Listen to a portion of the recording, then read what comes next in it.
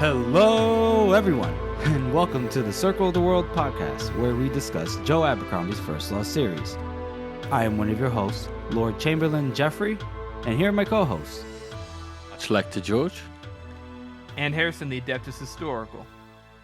So today, we will be switching things up a little bit, and instead of doing the usual chapter read-throughs, we will be discussing spoiler topics from part 1 of The Blade itself. Yay! Yay! Oh, finally, we've been waiting for this for ages. Yes. So let's get started. Well, before we get into the spoilers, again, let's just be nice. Let's be nice and just thank everybody for their support, their undying support, and please remember to follow us on social media. Okay, social media. And Got it. again, spoilers for this episode. So if you are listening along and you missed the title with the big spoilers and asterisks, then stop listening. Fuck now. off! Oh, sorry. Yeah, fuck off. Stop listening if you haven't finished at least 3 books, right? Or no, we're not going that far into. Just stop listening. Probably not. Just I stop reckon, listening. if you haven't finished at least halfway through Last Argument of Kings, just stop listening. Right. We're not gonna get too spoilery. We're gonna just dangle the carrot in front of you. That's what we're gonna do, right? Chomping at the bit, you know? Mm-hmm. Chopping at the bit, Captain. And again, Harrison's been putting out quality, I think high quality videos on the YouTubes, and me and George will be posting our own videos as well as collaborative efforts. So make sure you keep an eye on that. And again, just a little shout out to the artists that have helped us out. Barrett Freimeyer at what was his website? I think it's BarrettFreimeyer.com or something. I think it's something like that, right? Yeah. It's BarrettFreimeyer.myportfolio.com. So it's Barrett BarrettFreimire.myportfolio.com. I felt like I was reading an ad there. Jesus Christ. And our nice gentleman there that helped with the new banner art at design.at.j on Instagram. Check him out. Check them both out. Or die. Jeff, you're so funny. As the knife lowers into Harrison's neck. Yeah. So let's get started with the spoilers. Why not, guys? Right? Right. Yeah. So right from the first few chapters, I reckon we should start with one of Glockter's chapters, the bits with Salem Ruse. Mm-hmm. Yes. I was thinking love the same thing. foreshadowing. Okay. Like it's always every time he describes Ruse, he always talks about his face, Mm-hmm. and that's a really good foreshadowing for later when he does eventually come back, even though we don't know who he is, and there's something wrong with his face. Something is very wrong with his face. Yeah, No, and I it's didn't like that also one. and part of that foreshadowing is how he's a tough man, like how he's not as soft as he thinks he is, and when we see him again, he's quite a bit harder. Mm-hmm. Yeah, he keeps surprising Glockta and the reader. We could say.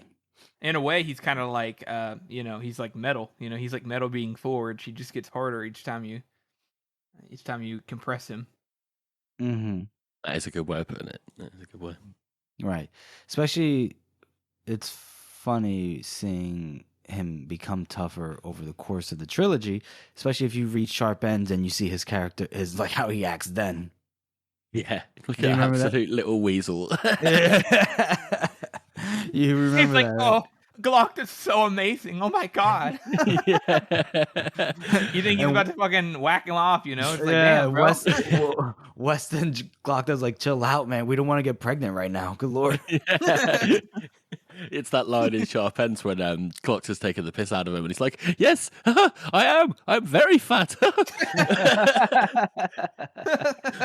It's like...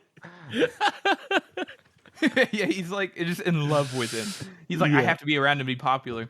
Which is, again, interesting to see how his story kind of, if you take from the Sharp Ends point of view, up to where we see him at the end of Last Argument of Kings, it's very interesting to see everything kind of come full circle in a completely different context. Exactly, yeah, because he's still like under Gloctor's thrall, just in a completely different way. Yeah. And a completely different relationship. Yeah, not so fawning over the other, right? It's kind of like a, I don't know. I think it's a relationship out of necessity. Yeah, I mean, at that point, at the end of Last Argument of Kings, there isn't really anything else he can do. Right, there's no going back to being buddy-buddy, right? No, exactly, yeah. And Not of course, you get sent to fucking England. Yeah, and his we're not sure exactly how Salem Ruse, when he turns into whoever he turns into, his priorities and what he thinks is important are also quite a bit different as well. And we see that play out later on. I think a couple of years in a freezing cold prison camp will do that to you. Change your perspective. Yeah, but I think it was only a few months though. Oh yeah, 6 months maybe. Yeah, but still, it's enough for him to completely change what his priorities are, because he's actually got some fairly upstanding morals, which is I know torturing people is a little different, but I mean, really, is it though? Oh yes, of course, Jeffrey.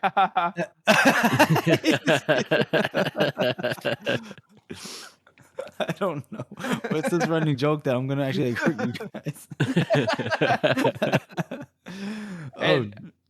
I know that George has been chomping at the bit to be able to talk about Baez's foreshadowing in his first scene that he pops up in. Are we gonna talk about that right meow? Right meow? Yeah, might as well just dive straight in. Like, there's loads of these. Okay. The foreshadowing is amazing. So the first time it's described, it's as a thick-set butcher. And that, a butcher. And considering the amount of shit that this guy does throughout the entire series, and it's just there. It's right in front of you. It just says it right to your face. This guy's a butcher. And covered in blood. Beautiful. Fantastic, because you will not notice that until the second time around. That's true. And that's one of the best pieces of foreshadowing that I've ever seen in fiction. The man does not... That's me done singing the praises of Joe Abercrombie. Okay, I thought George was going to go full tinfoil and talk about the eater thing, but we'll save that for a video. No, yeah. We got to save that one. It's a big topic. Jeff? But yeah, that's great stuff. Like, yeah, he definitely doesn't care about collateral, as we see. Jeff, what do you you kind of looked at that, you took your notes a little differently. What do you know some other points within the first part there that Baez's foreshadowing kind of shows itself? I had written down, just his demeanor. I mean, even though how do I explain it? Like the demeanor of him always expecting to be obeyed.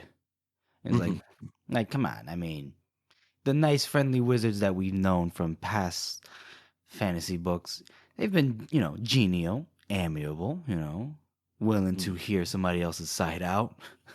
Or they're, give them their argument in turn. Baez is cut from a different cloth, shall we say. Yeah. And you can see that for the way he deals with Calder. Oh yeah, see it from the way he deals with Calder, the way he gets all pissy when Karib is like, well, I mean, granted, Karib said some shit like, "We'll burn all your books and kill all your villagers." I mean, you are nothing but words and dust, old man. I think he took more offense at that. He's like, "Bitch, I ain't old."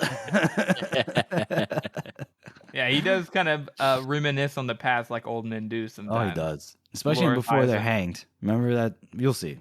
Oh god, you know. Wink, wink. But he does reminisce. He reminisces big time on the past. But it's almost like it's his fault. I really like how they kind of have this. Joe writes it in a perspective way that we think, oh, Baez is kind of a nice guy, but really that comes down to the fact that we see a lot of Baez through Logan's eyes, and Baez likes Logan because Logan's a little bit different of a Northman. He's more subtle. He's smarter than he appears. He likes having him around. He can have a conversation with him and not feel like he's talking to, an imbecile. So because of that, Bias's disposition around Logan is much kinder compared to everyone else, which he's always like annoyed by. Right. Mhm. And also Logan, at this point, he's done making decisions. He's always going to defer to Bias, and Bias likes that. That's a good Mhm. point, Jeff. You know, and he I didn't won't, think about that for some reason. right. He won't really Talk back. to Bias necessarily. So not And when this he point. does, Bias gets pissed. Oh, Yeah, I mean, I don't yeah, think there yeah, is yeah. a single example in the first part of this book of, Logan actually doing or saying anything. Maybe in Team Vengeance when he's like, oh, what's the fucking point? What's the point of learning about these plants? And Bias is a little myth there. But apart from that, Logan just does defer, like you say. Mhm, Yeah. yeah. Yeah. And he's always like, you surprised me, Logan. You surprised me. Yeah. Mhm. Yeah. Kwai, you don't get to ask where we're going. Shut the fuck up, quiet. Now clean those pots. Get back to your fucking desk right now.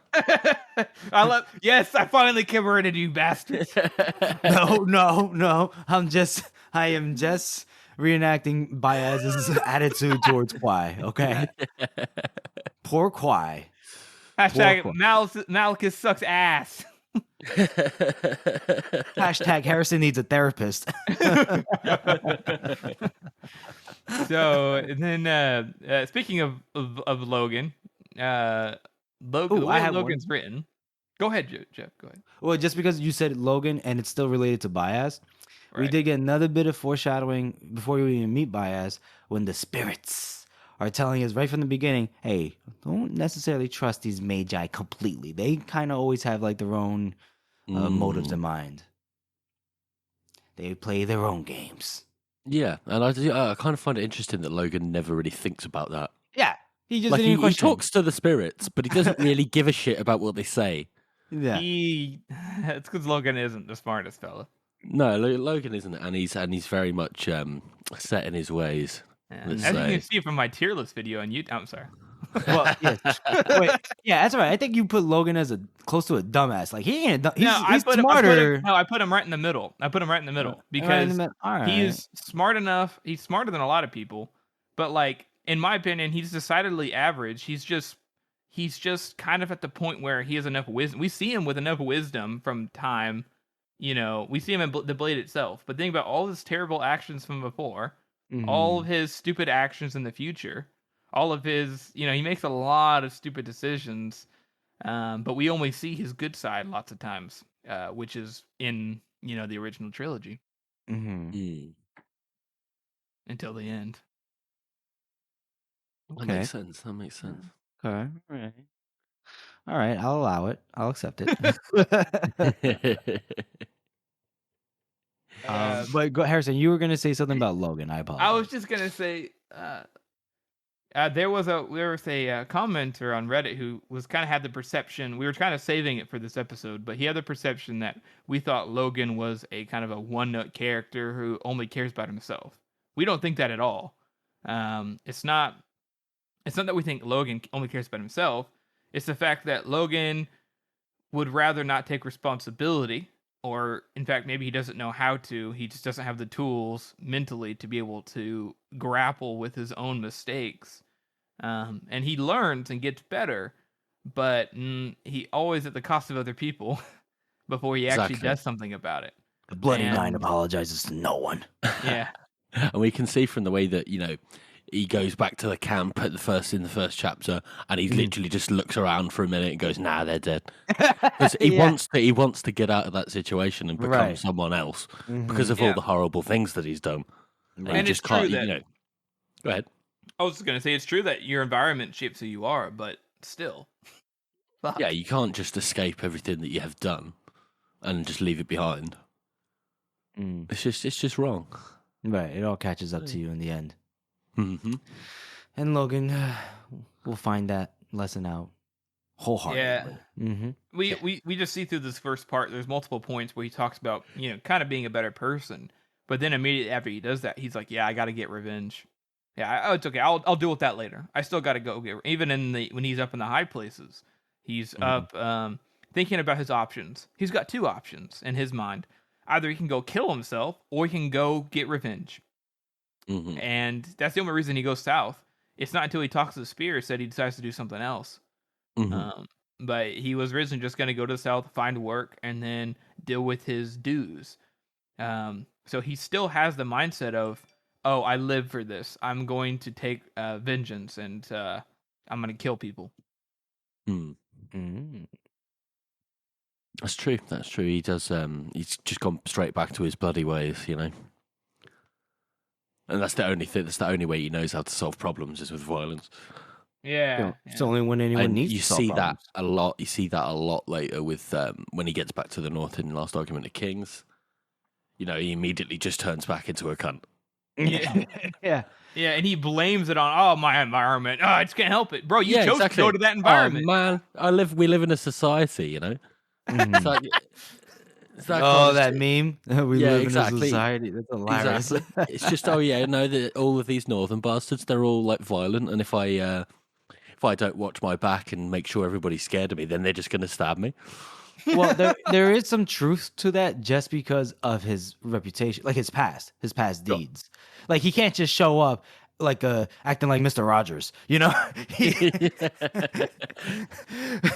I'm welcoming back to the neighborhood, and they're gonna be like, he's gone nuts. Yeah. He's gonna kill us Yeah. all. He's gonna kill us But all. like, if it was me, right, and I'm like, okay, I'm a different person, I would handle everything differently. If I'm like, I'm gonna be a better man, I would have tried to act like Three Trees. I wouldn't have tried to act like my old self, which was clearly something that everybody hated.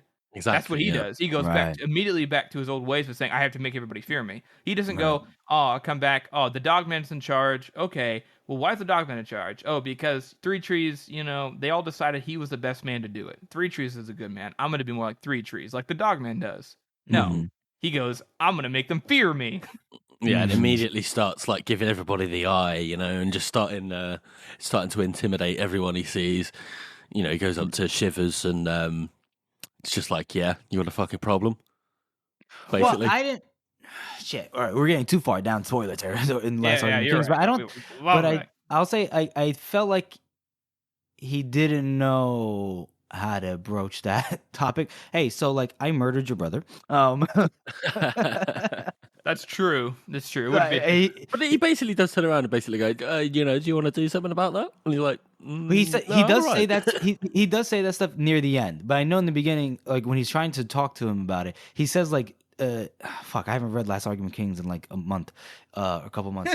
He says something like, it was war, and we've all done shitty things or something like that. He makes excuses for it rather than just being like.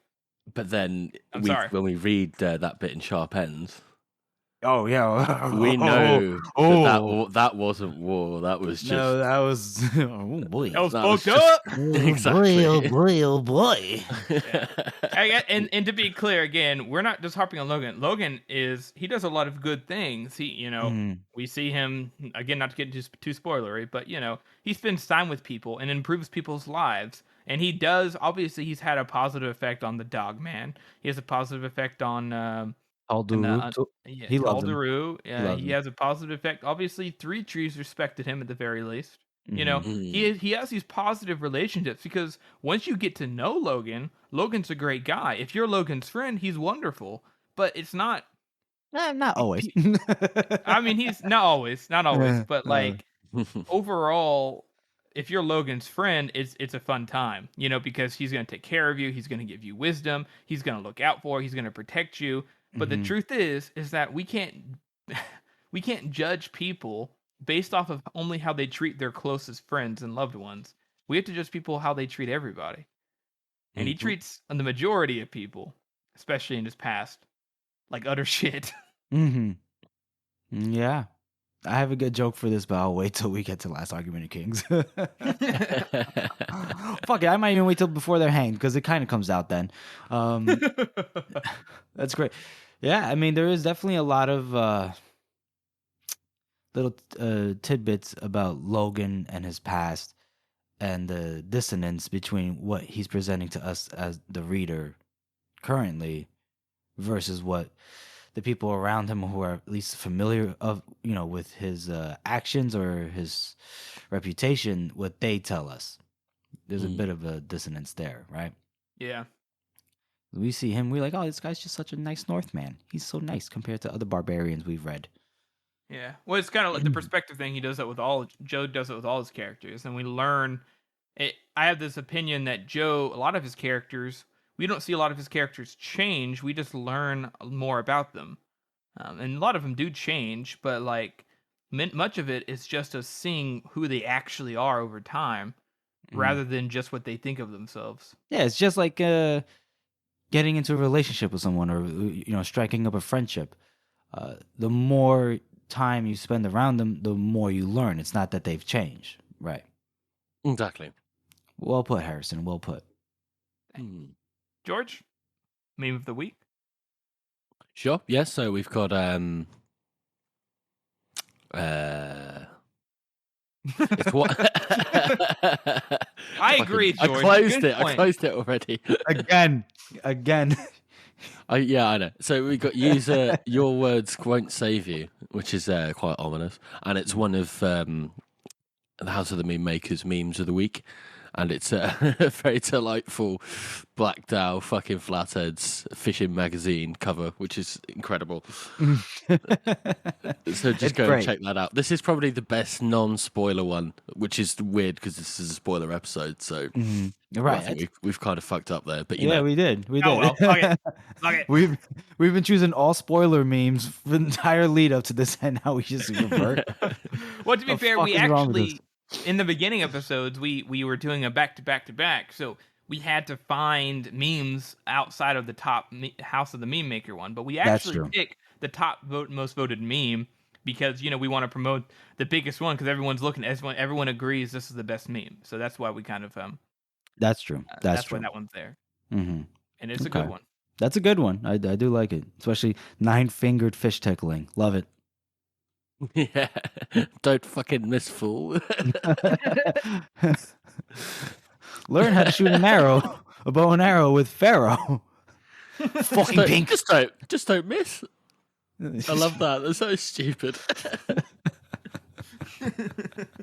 Oh, that's a good one. I appreciate that. And that, as George said, that's part of the House of the Meme Makers memeing every chapter of the Blade itself, right?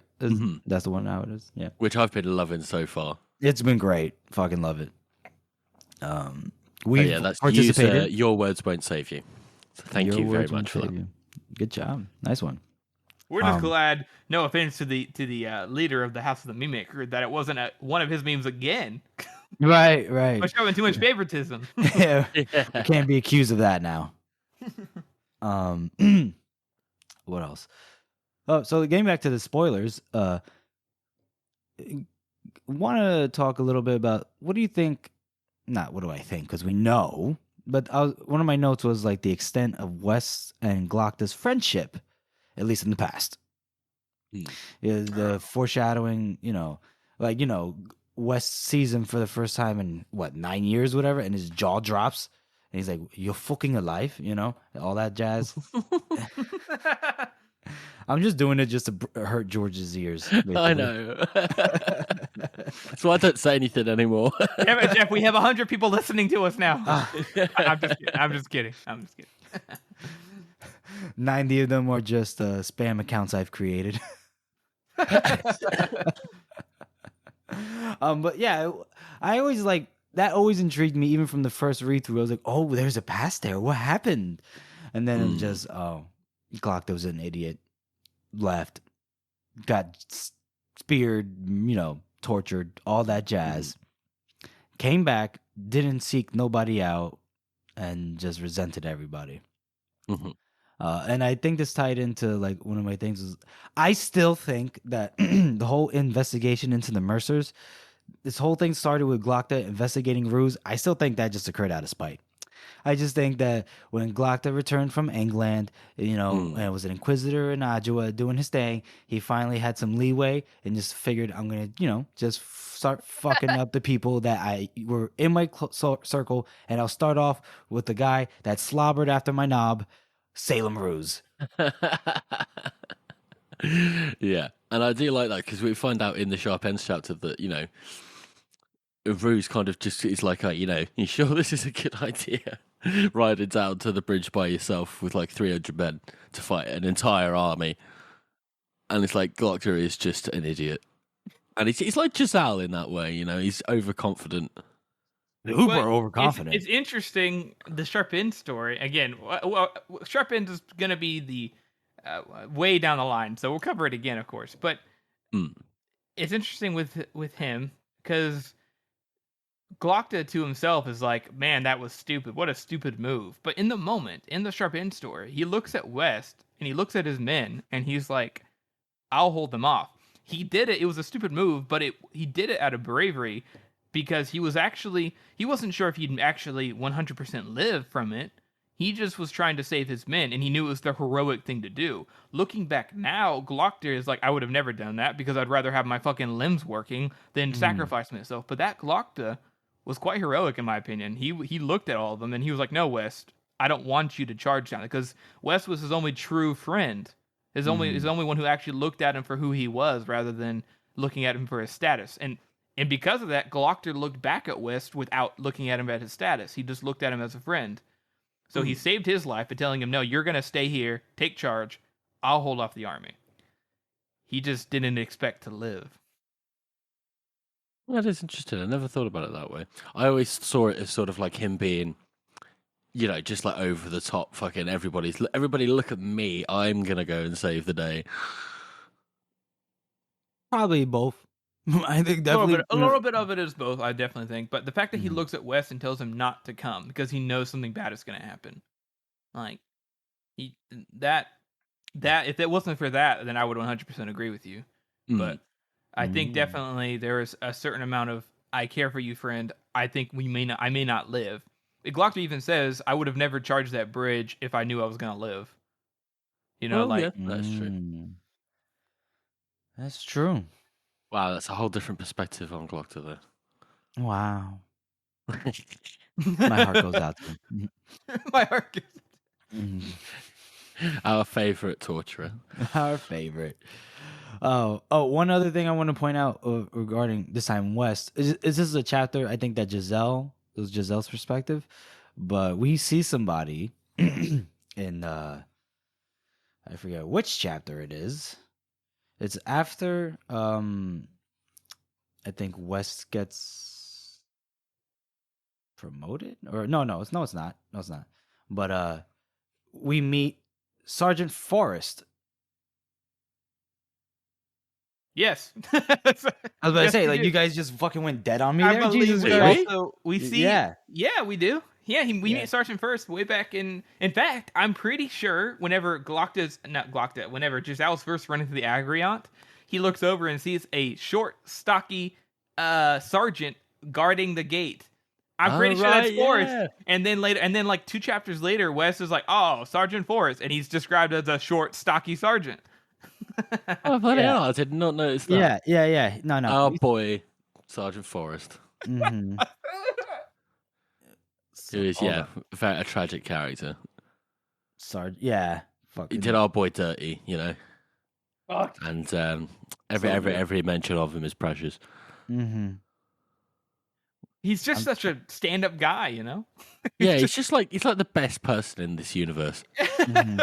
He is. I don't think so. Hadish Kadia is pretty upstanding. Apart from Hadish Kadia. Yeah, but that's... And Temple's pretty good. Okay, we'll get to those later. Yeah. Hold on. But at this point, we Sergeant Forrest. We do meet him. I will find him. Jesus Christ, I had it in my fucking notes.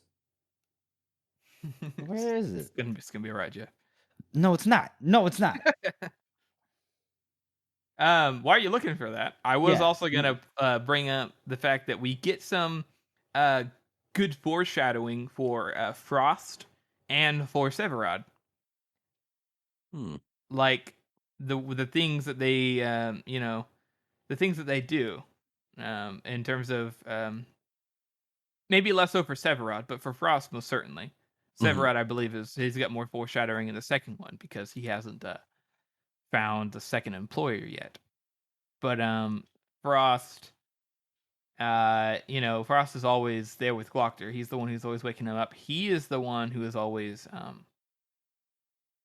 telling him that the Archlector needs him. That's true. That's true. Frost is the one, and we That's find true. out that Frost is working for the Archlector the whole time. Now, if I was having to provide for my family and I had my own side knitting business, I would also probably be working for the Archlector on the side. You know, I wouldn't.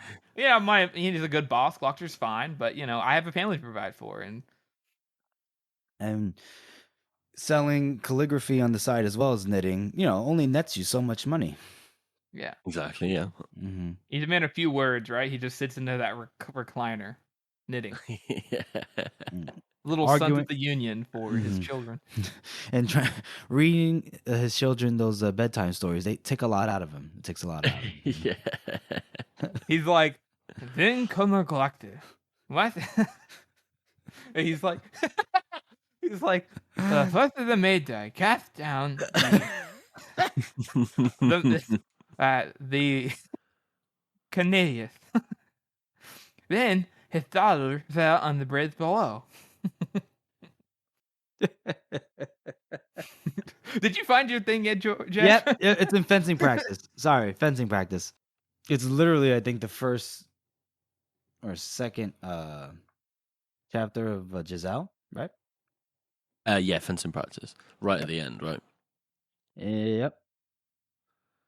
A thick-set sergeant with a scar down his cheek was hurrying over to them. Sergeant Forrest, how are you? And I was like, it's Sergeant Forrest. Oh my God. A true hero. A true hero. Even then, he was a true hero. He was. He's always been mine. What else?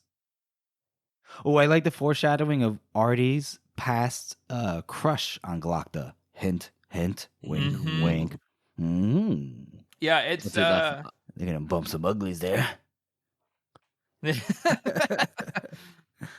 want to talk about that more too, and before they hanged, because there's some really, really good setup for them. But yeah, but definitely like straight away, like the first thing, Artie's obviously like the only person that treats Glockta properly, saying that she has a bit of a crush on him as well. And I think just straight away, like Joe always does this, like the first interaction that these characters have is where they end up in the end. And I just think that's very interesting. The cyclical nature. I like that. Each time I read the series, I think they're just so good. Yeah. You know what I mean? Those two. Those two? Yeah, for sure. For sure. And then Jeff, you mentioned how you wanted to talk about Giselle's foreshadowing as well. I said that. Yeah. Before we started. I think that was me. Oh shit. Yeah, go ahead. I did want to talk about one thing with Giselle, but I was going to talk about that a little bit later. I think it's the most important thing for Giselle is like he wants to be someone important. Oh yeah. And it's like, okay. Ironically. Well, I can tell you, Giselle, it's going to get a lot fucking weirder than you think it is. And again, it's another one of those, don't, be careful what you wish for, because it might not work out the way you think it will. Right. Nice one, Harrison. Nice. Ironic. What else did I have to say? Oh, when we first meet Yoru Sulfur. Yeah. I am. I don't know if this is a spoiler or this is not really a spoiler. I'm just curious, what the fuck was in that scroll that he brought? Like, what was it that said the right things that got him into the right, meeting with the right people? So it probably had some kind of ancient seal that Baez had put in place. That just like some kind of ancient law. If so and so comes back and he has this seal, then he's Baez, and he probably put that in place as a safeguard. And so he brought it up to him, and he saw it. And Lord Chamberlain knows. He was like, "What the hell? This isn't supposed to exist. This is just a myth. This is supposed to be just a tradition, horseshit." And at least nobody's supposed to know about it.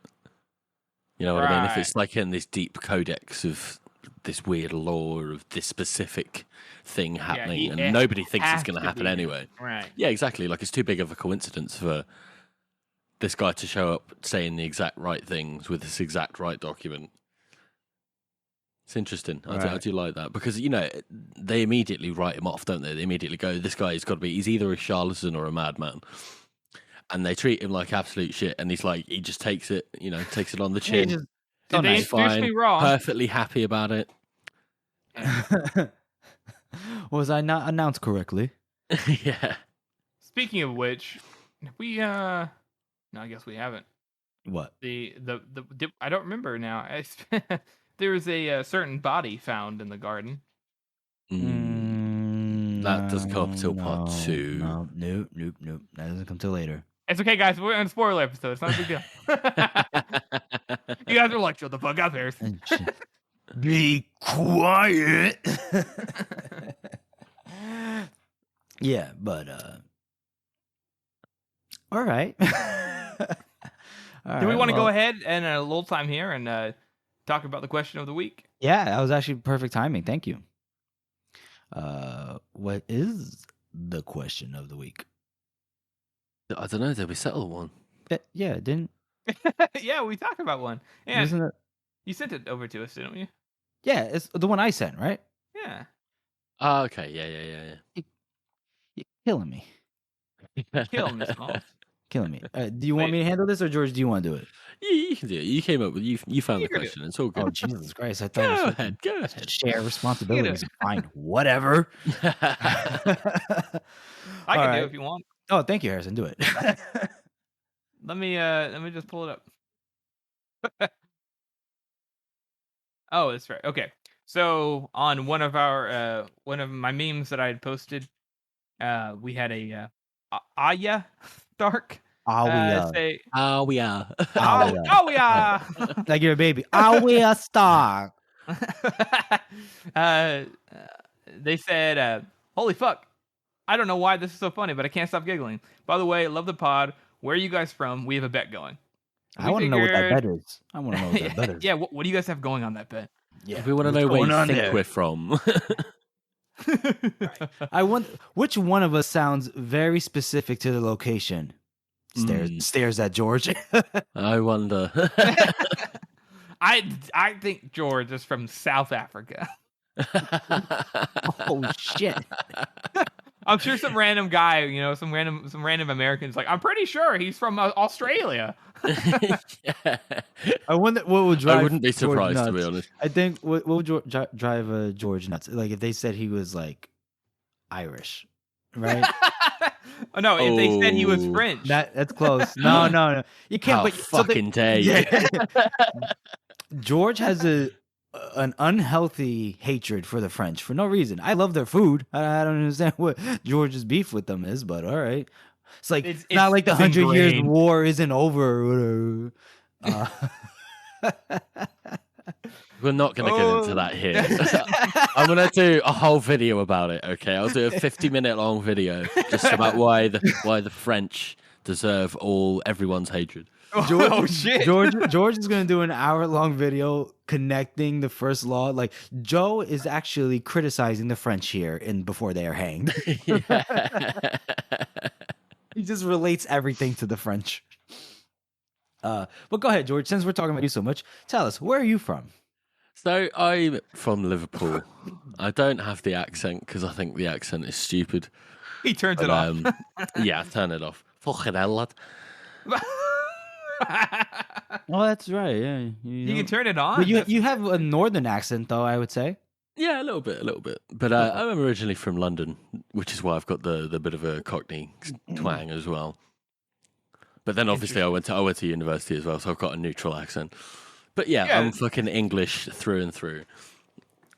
That's interesting. You said you went to university, so you have a neutral accent. What do you mean by that? Like it just happens when lots of people from different places in a country, they all come together and it all sort of melts together into a sort of neutral accent. Huh? Yeah. Interesting.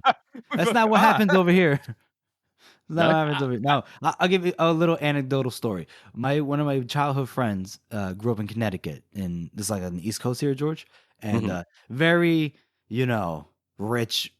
He wasn't rich; he was poor as shit. But it was very like I don't know if there's a northeastern accent. I know there is, but not like Massachusetts too much. But, whatever. This guy moves to Texas when he joins the military, develops a southern drawl. I shit you not. And I'm like, Travis, what the fuck? I've known you for like 20 years. Where did this come from? He's like, howdy, y'all. I'm like, Jesus. And then he moves to fucking Washington, the state, not DC, Washington State. And he still maintains that drawl. I'm like, you confuse me, you chameleon. What the fuck?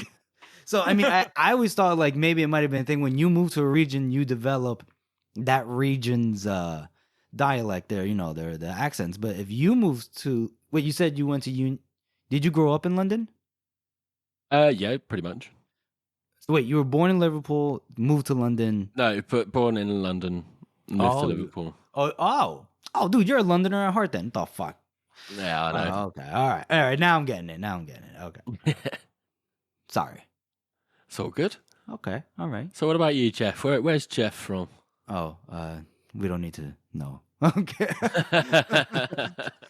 I'm like taking the Archlector's job, operating secrecy. No, New Jersey, from America, New Jersey. I grew up, I was born and raised in I would say quaint little town, but I'd be lying.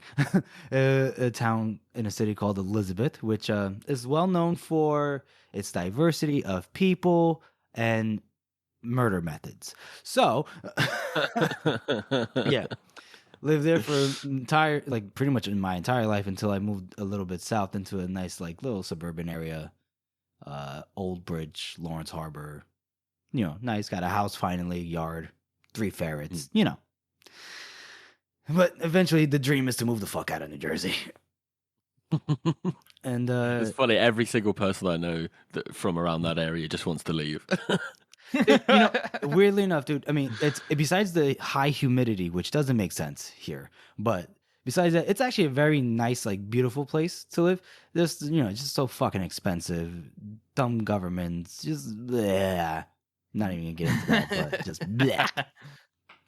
I need more land for my money. I would say that sometimes you can hear Jeff's accent come out, and other times he doesn't sound like he has an accent. He sounds like he has the neutral accent. Oh, really? What's my accent? Obviously, he has an American accent, but sometimes he has, every now and then, he has a Jersey accent. And I like it when it pokes through. I'm like, hey!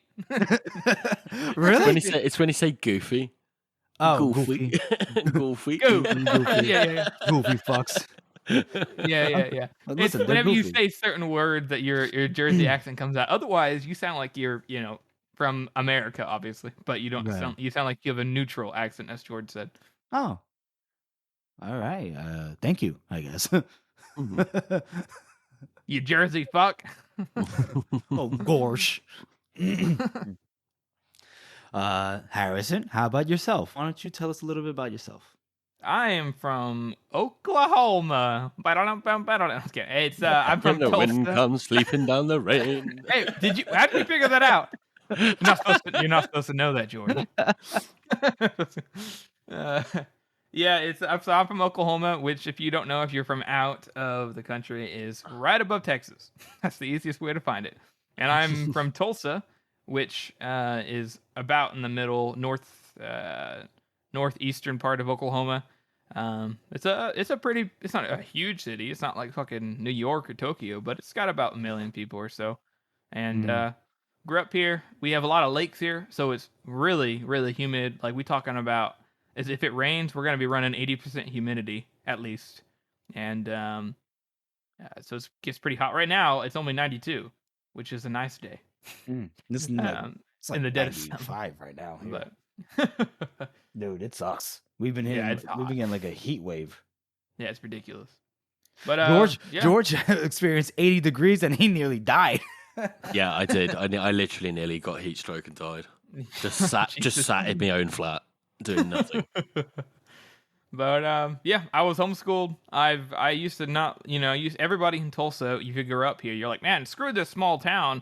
I want to go to the big city. I'm in Oklahoma. I'm in a country place. Screw this. But as you get older, and if you choose to stay here, you really start loving Tulsa and the surrounding areas. There's plenty to do.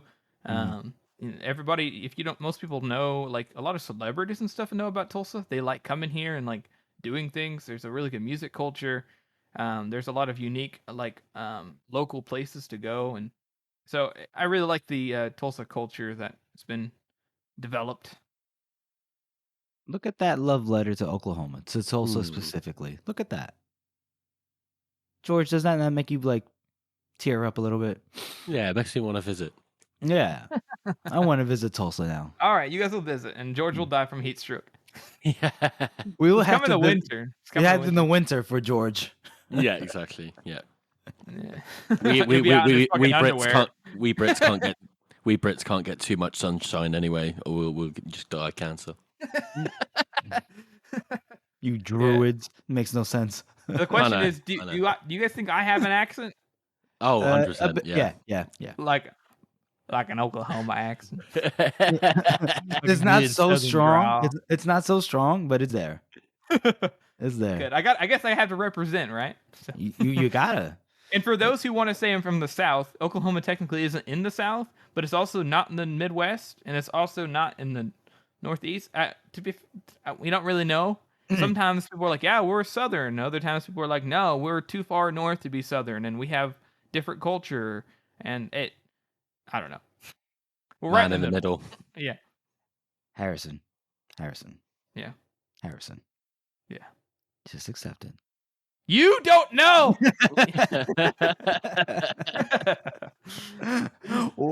Why I'm don't staying I know? out of this. Look, if you're Civil south, War time, bitch. look, if you're south of the Mason-Dixon line, you're a Southerner. All right, that's it. Sorry, Hey, sorry to that's break it to you. Southernist. That's Southernist. Look, it's your guys' fault. You guys started that Civil War and you lost. So What? Oklahoma wasn't even a part of it. Oklahoma was with the Union. It was Indian land. What the hell are you talking about? it was a territory, but guess what? If you're from the South, then you pay for all their sins. All right, Oh, okay, that makes rules. sense. that's the rules nowadays. Apparently, that I've been learning that apparently you Yeah, it pay worked out well for everyone Germany. else's. Yeah. Yeah, it worked out well for everybody. That's how. But just totally, it works out well for everybody. Anyway, I'm so happy that the same kind of argument happens over there, because we have exactly the same thing with like north-south divide. Nobody can agree on where the north-south divide is. dude, that's the same thing here in my state. In my state, New Jersey, people they're like, "There's no Central Jersey," and other people say there is a Central Jersey, and they're like, "Well, when does the North end and when does the South start?" And it just no one agrees. So I'm just like, weird. I'm tapping out. I don't even give a fuck. It's weird. Well, do we have anything else, guys? Anything I else think you guys that's wanna about it. Yeah, no. Right, that's it for the question. Yeah, I would say. Yeah, we don't have a character spot this week, obviously. Yeah, we don't have one. Correct? No, Yeah. nothing. No. because So- we're just talking spoilers. So Talking spoilers. What else? What I mean, else? I got. I some guess other the only stuff. other, I was just gonna say I like the black. I kind of pointed out in this last episode, but I really like the Black Dow foreshadowing and how he actually is. He's perceived in the beginning to be kind of just a pure ass, like an antagonistic only character, and he is quite a bit more than that. And I really like that. How it's Are you even guys- that early George, on, are you they hearing developed him? that. You're hearing him clearly? Yeah. Oh, then that's me. Then that's my internet. Hello. Hello. Sorry about that. Can you repeat that because you Yeah. were cutting in and out like crazy. Oh, you're good. We want to make sure Yeah. it's recorded right. I was just saying how I like how Black Dow's foreshadowing is back here, and it's really subtle. It's because he's kind of a side character, but he kind of takes a central role later on, and he's kind of seen to be, because we see it through Logan and Dogman's eyes, that he's kind of an antagonistic, almost a bad guy sort of character. But really, he's an anti-hero with quite a bit of depth, and he does a lot of certain actions that, we're meant to pass off as, him being bad. But really, he's got a very unique character, which I always love rereading through and seeing the subtle things. I agree. Black Dow's one of my favorite characters for sure. Absolutely. He's, like you said, he's set up to be this sort of, even with his name, he's meant to be this evil, evil bastard, and then you find out that he has a reason for the things that he does, and he actually, he accepts responsibility. He's almost like an anti-Logan. Yeah, and we see that play out by the end. And honestly, I think Black Dog made the right call. I'd make that same call if I was in his place. I'd want him to. 100%. Yeah. No, I And agree. yeah, and it's just a bit of a spoiler, but I'm sure we'll talk about it again. But the fact that now I'll say we'll save it. I'm gonna tease you. Okay. We'll save it. I kind of want to talk about a few things. What was nice foreshadowing here was when Bethod is arguing with Baez, he side eyes Logan after Baez says that, oh, Bethod owes him stuff that what is Bethod giving him? Just a library which he already had and one other thing. And then that's when Bethod couldn't help but glance at Logan. And I was like, oh, what could this be? Yeah, it's really good because you're not paying attention to that stuff. You're paying attention to the interaction. Right. So I thought that was cool. I think that was a nice bit of foreshadowing later on in the books as to why. Like, can we talk about that right now? I don't think we should, right? Not yet. No, I think we should hold off. We got plenty of things to talk about in other spoiler times. Right. There's one thing that I was thinking of. In that same chapter, when Bethod comes to visit, Baez says that he had 3 gifts of him. The storm in summer, the thing in winter, and then one other thing that you could not have known except for my art. And I think that has something to do with Fenris the Feared. That might be a bit too tinfoily. Well, because we get Cowrib might have dug him out of a hill or something like that. Cowrib dug but considering that we find out later that Fenris is from the old time, and so is Baez. Well, here's the thing, right? Is that one, Bethod brings up Cowrib and the Feared in order to replace his 2 assets which he's gotten rid of in the past few years, which was Logan and Baez. Those 2 assets which he used very carefully. He needs those replaced because he's going against Baez and he doesn't have Logan anymore. So he needs. Well, he doesn't know. He doesn't know he's going against Baez. Remember, he's like, you haven't been answering me. He would never have brought Cowrib there if he was not worried about Baez. Bethod's smart. He knows that if Baez goes against him, he could be dead in an instant. Bethod knows what Baez is capable of. That's why he has Cowrib with him. That's the only reason, because he needs. He doesn't have. He knew he wasn't going to have. Maybe he wasn't sure if he wouldn't have Baez's help, but he knew that if he did go against him, then Cowrib was the best defense he had. Okay. Which is okay. I mean, maybe I'm wrong, but that because Cowrib was the one who finds Fenris the Feared. Cowrib is the one who Baez is like, yeah, it's not something you want to mess with, because she is, and the reason why she was able to find out what Fenris the Feared is because she has a long eye, which I'll make a video about in the near future. Yeah, make a video about that. That'd be great. But I don't know if the long eye. Oh, it does, because she could see where he was buried, right? Yeah. Like she could go into the past. Okay, that's what it is. I was like, how the fuck would she be able to X-ray ground? But nope. Okay, got it. Power, go, X-way ground. Okay. I mean, I like that. It's So he wanted to replace Logan, and he didn't have a choice. He either wanted to replace Baez or at least wanted a you can never have enough sorcerers, right? That's true. Right? Why? Who says you need one? You never can have too many knives, right? So yeah, exactly. There you go. Speaking of Magi, the mural in the basement of Severard's house that he's renting out to Glocta, it has the 11 Magi, not 12, but we know there's 12. And do we no? Is his name even mentioned yet by the first part? Yeah, but we can mention it. I mean, we can mention everybody. Who wants to know who the missing Magi is? It is Kalul. That name did not drop with the same resonance that I thought it was going to drop with. But shit, it's Kalul! Holy crap! Oh my god! And I reckon that'll actually come up in the next episode because we get the Pharaoh arriving in to Adua, or is that later? No, that's later. That's later, but we do get. Damn it. But we do get. I think we will be talking. I can't remember. We need to figure out what chapters we're doing next week. But I got it. Is it the one where Pharaoh like runs into those eaters and gets her ass whipped? Oh, I think he does get mentioned there, doesn't he? As well? Yeah, he gets mentioned because the eaters are like, the prophet wants you. He wants to nom nom nom nom nom nom nom nom, which is interesting. Why does the prophet want her? I don't know why. I can't imagine. Well, and of course, that's also good foreshadowing as well, because we know that Pharaoh is a fantastic fighter in just every single way, never misses, has survived this long where so many others have died, and then these people are after her for a specific reason as well. Yes, I always because we were led to believe that the emperor is after her, and I guess because she used to be his sex slave.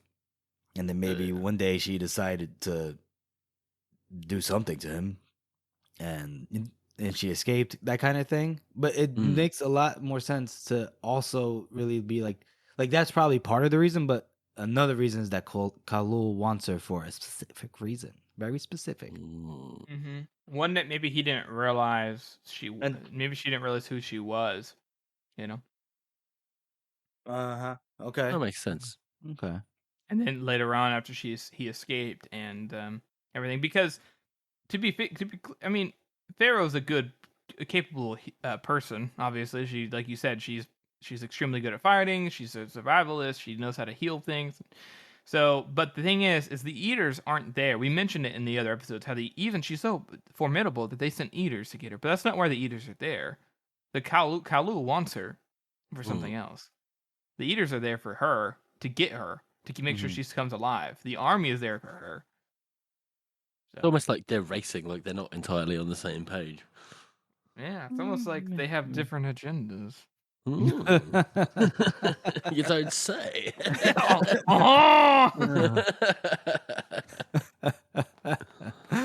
Oh shit! One last.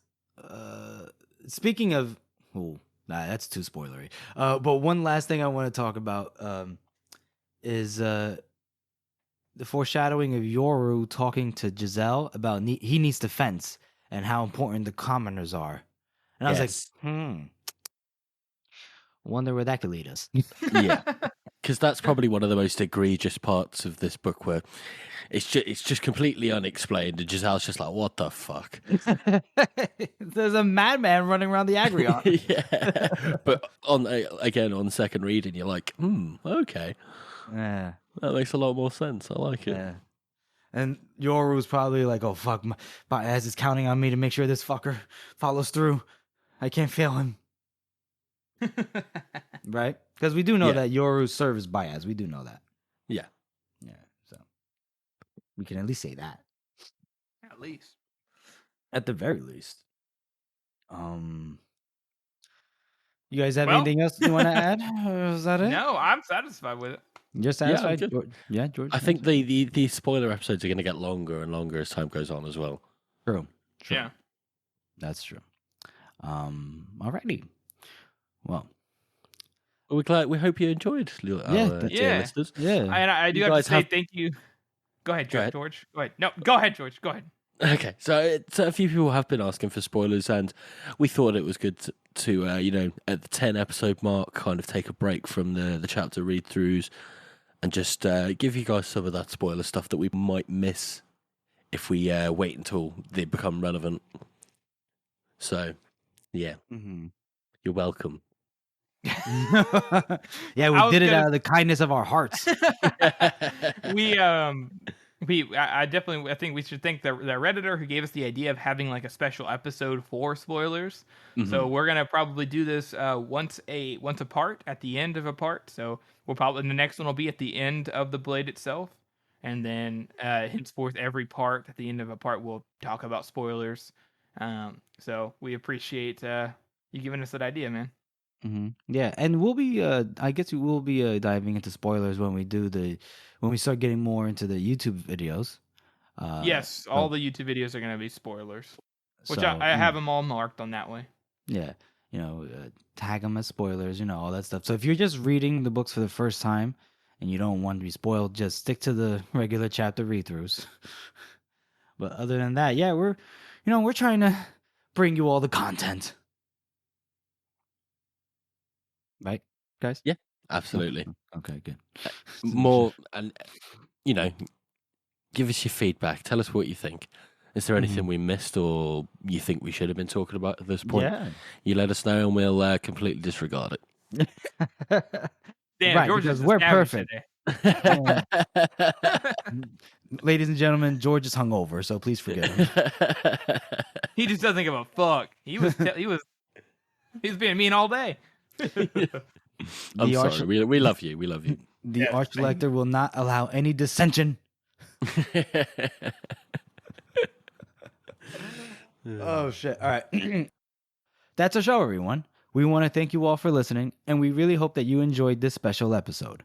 As you all know, this is a passion project for the three of us, and your support does mean a lot to us. Join us next week as we cover the remarkable talents of Brother Longfoot and her kind fight everything. And as always, make sure you follow us on social media. We are Circle of the World Podcast on Reddit, Instagram, Twitter, and pretty much everything else, including TikTok, which I still don't understand. So, and if you haven't already, please subscribe to our podcast on Apple Podcasts, Spotify, Google Podcasts, or any podcast app that you use. And please rate and review this podcast as it helps to spread our reach. So thank you all again for listening.